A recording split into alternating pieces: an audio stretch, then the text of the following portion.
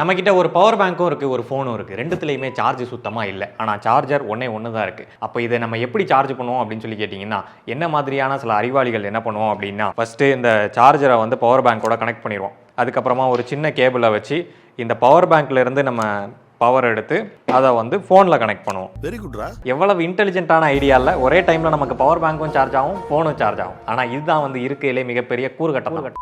ஏன் சொல்கிறேன் அப்படின்னா, பவர் பேங்க்ல இருக்கக்கூடிய சர்க்கியூட் வந்து பவர் பேங்க்ல இருக்கக்கூடிய பேட்டரியை சார்ஜ் பண்ணுறதுக்கு தான் முக்கியத்துவம் கொடுக்கும். ஸோ நம்ம சார்ஜ் பண்ணுறதுக்காக ஒரு கன்வர்ஷன் நடந்து நமக்கு பேட்டரிக்கு போகும், மறுபடியும் டிஸ்சார்ஜ் பண்ணும்போது இன்னொரு கன்வர்ஷன் நடந்து நமக்கு மொபைலுக்கு வரும். ஏன் கன்வர்ஷன் நடக்கணும் அப்படின்னு சொல்லி கேட்டிங்கன்னா, நம்ம கொடுக்கக்கூடிய 5 வோல்ட் பேட்டரிக்கு 5 வோல்ட்டாக போகாது, 4.2 வோல்ட் 3.7 வோல்ட் அந்த மாதிரி மாறுபடும். அதே மாதிரி பேட்டரியில் இருக்கக்கூடிய 3.7 வோல்ட் இந்த கேபிள் வழியாக கன்வெர்ட் ஆகி வரும்போது நமக்கு 5 வோல்ட்டாக வரும். இப்போ இதில் 2 விதமான லாஸ் உருவாகும். ஒன்று கன்வர்ஷன் எஃபிஷியன்சி லாஸ், இன்னொன்று ஹீட் லாஸ். ஆனால் இந்த 2 லாஸுமே வந்து 2 தடவை நடக்கும். ஸோ அப்படி 2 தடவை நடக்கிறதுனால இது ஒரு எஃபிஷியன்டான சார்ஜிங் மெத்தடா இருக்காது. இந்த மாதிரி நம்ம கிறுக்குத்தனம் பண்ணுவோம் அப்படின்னு சொல்லி பவர் பேங்க் கம்பெனிக்கு ஏற்கனவே தெரிஞ்சிருக்கு.